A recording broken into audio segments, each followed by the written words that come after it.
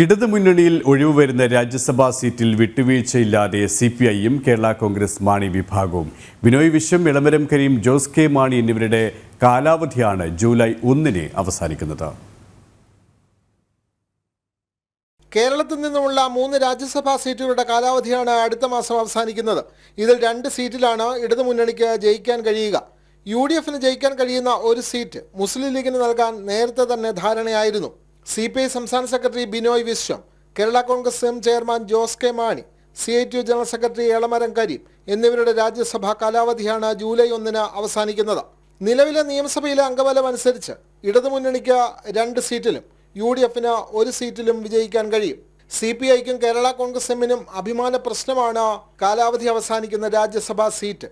കാരണം 2 പാർട്ടികളുടെയും പ്രധാനപ്പെട്ട നേതാക്കന്മാർ കൈവശം വെച്ചിരുന്ന സീറ്റുകളാണിത്.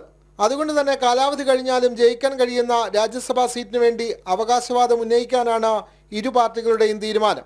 ഇടതുമുന്നണി സംസ്ഥാനത്ത് ഭരണത്തിലിരിക്കുന്ന വേളയിൽ തങ്ങൾക്ക് ഒരേ സമയം 2 രാജ്യസഭാ സീറ്റുകൾ ലഭിക്കുക പതിവുണ്ടെന്നാണ് CPIയുടെ വാദം.